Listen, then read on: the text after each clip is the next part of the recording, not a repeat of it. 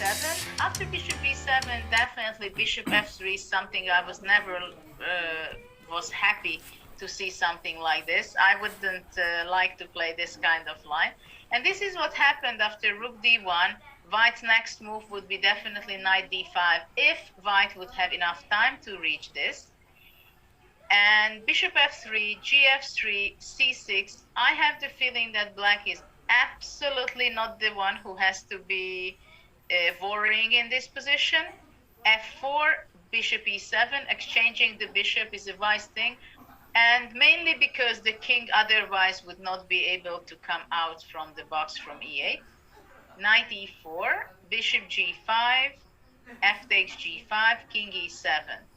And now the rooks are connected, which is extremely good. Black is ready to go king e6, which can be very dangerous.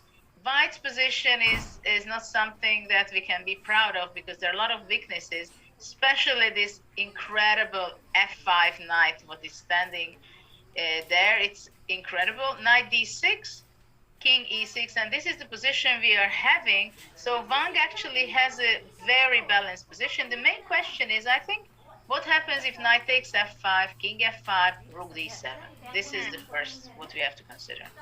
And I think this is really important because the more you look at this position with king e6, it's hitting the e5 pawn. You can't capture it immediately, yes, because knight f7 is a threat. But already after king e6, black can try, let's just back up, Judith, to the position that we have on the board. Black does have the idea to go knight d6 perhaps and not allow those positions with rook d6 because then happily he will capture the e5 pawn with the king. So knight f5 looks like something that you want to play. As you're pointing out, after king to e6, black also has these ideas of knight d4, creating an attack on c2 as well as threatening knight f3 check, picking up a pawn. Knight f5, king f5, the first thing that comes to mind is that now this king is so active. It's not only attacking the e5 pawn, but also attacking the g5 pawn. Rook d7, activating the rook, hitting the pawn on f7.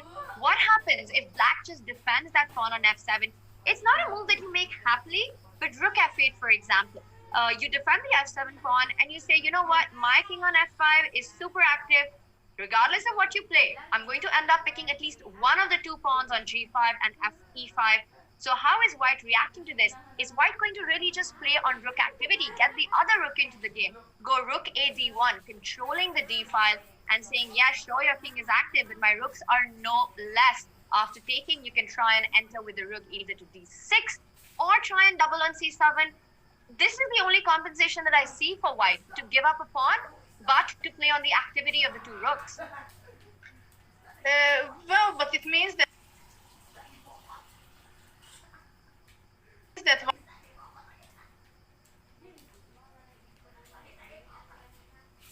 white is going to be giving up some material. To be honest, I don't even see another move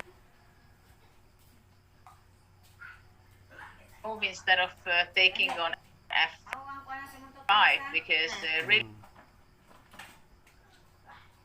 really if white would be trying to double his and otherwise if let's say white would be going c3 or something, black can simply play continue with rook d8, and already now knight d6 is already a threat, and white would be really late with everything. So I'm pretty sure Maxime is not really happy with the position raised in this position, because here the black king, you can't compare it to the white king. We know that in the middle of the game with the queens on the board, you would not like to have your king on f5, but in endgames it's one of the most important, most powerful attacker, the king. And here white's king is very far away, white is full of weaknesses. So I would definitely be worried with white, but I have a feeling that after rook d7 it shouldn't be a problem to the game. But rook f8 does not look nice, but after all it defends the pawn, right? So now, for example, I would consider rook e1 or rook d1. After rook e1, my idea would be if black would be capturing on g5 to push e6, and then my rook on the 7s can be powerful, and if black takes, then rook e6. Now the c6 pawn is under attack, g7, so the white rooks are so active that it shouldn't be a problem to hold the draw. But after rook e1, I think black can simply go rook e8 maybe.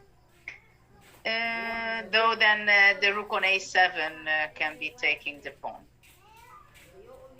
Black is not so active. White's rooks are more active, but it shouldn't be a problem for black, I believe. I think black can go rook e5, takes on e5, takes on e5.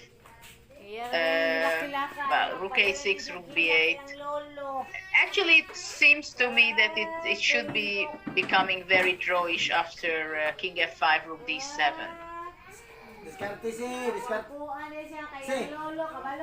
Yeah, it's hard to imagine either of these sides not being able to create the counter with white having this rook pressure, black's king being active and probably going to go on to win up a pawn. I think this position eventually is going to fizzle out after a few more trades. King e6 on the board. Knight f5 looks like the only way for white to go. Otherwise, black has got this big threat, as Judith pointed out, of the knight coming to d4. After this, white is relying on the rook activity, trying to compensate for black's king picking up one of the pawns. Major development on the Jan Nepomniachtchi Dingler in game, Judith. We'll come back to this.